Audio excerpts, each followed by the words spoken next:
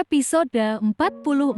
Malam pertama yang tenang. Kiana melangkah pelan menuju walk-in closet yang ditunjukkan Davin sebelumnya. Matanya membulat saat melihat ruangan itu. Deretan pakaian yang sudah tertata rapi. Terlalu rapi untuk sesuatu yang disiapkan dadakan. Ini, sejak kapan ya disiapkan? Gumamnya kecil. Ia melihat semua pakaian yang ada. Lalu ia membuka satu lemari yang sepertinya khusus pakaian tidur. Ia bingung, biasanya pakaiannya tidak sebanyak ini.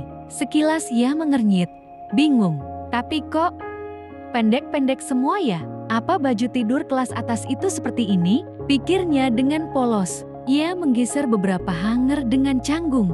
Lalu akhirnya menemukan satu set baju tidur yang paling tertutup dan sederhana menurutnya. Meski lagi-lagi bagian dadanya harus sedikit terlihat, tapi lumayan lebih baik daripada yang lain. Itu aja deh, katanya pelan, sedikit lega. Setelah berganti pakaian, Kiana berjalan cepat ke ranjang. Ia duduk memeluk lututnya. Sejenak ia berpikir, malam ini apa ia akan satu ranjang dengan Davin? Dengan seorang pria, tiba-tiba jantungnya berdebar. Bagaimana ini? Apa yang akan terjadi? Ia tidak tahu apa-apa. Apa yang harus dilakukan? Apa harus pura-pura tidur? Pikirnya. Kiana langsung berbaring dan menarik selimut hingga ke dadanya. Seperti mencari benteng perlindungan. Jantungnya masih berdebar. Ada rasa takut. Karena semuanya terasa baru baginya.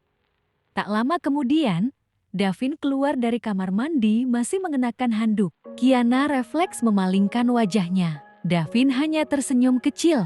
Ia semakin suka dengan kepolosan Kiana. Sebelumnya ia tahu Kiana memang gadis yang polos. Tapi ia tidak tahu sedetail ini. Ia segera menuju lemari, berganti piyama, lalu kembali ke ranjang.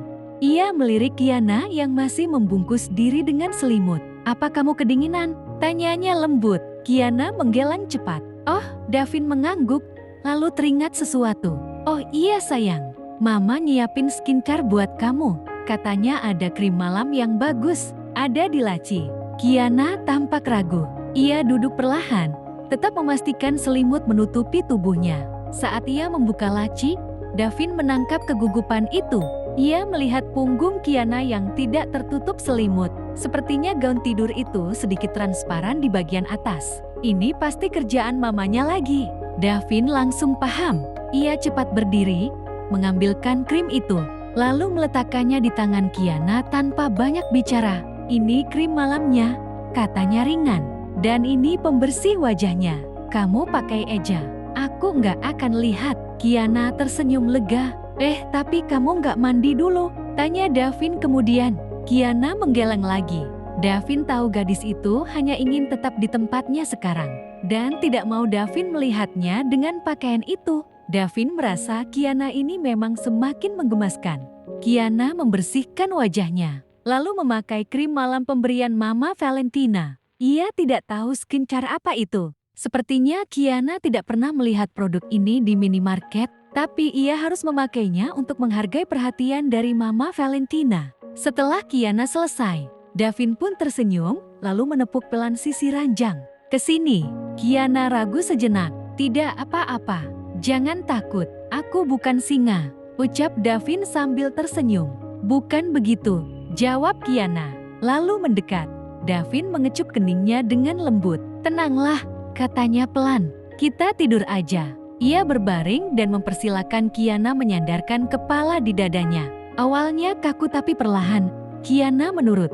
Detak jantung Davin terasa di telinga Kiana. Hangat, menenangkan. Davin juga bisa merasakan jantung Kiana yang masih berpacu.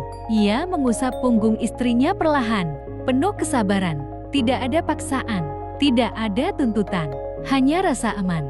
Tak lama kemudian, napas Kiana menjadi teratur. Ia tertidur lelap. Davin tersenyum, mengecup keningnya sekali lagi. "Tidurlah dengan tenang," bisiknya. "Aku di sini." Dan malam itu pun berlalu, bukan dengan kegaduhan, melainkan dengan keheningan yang hangat dan penuh janji.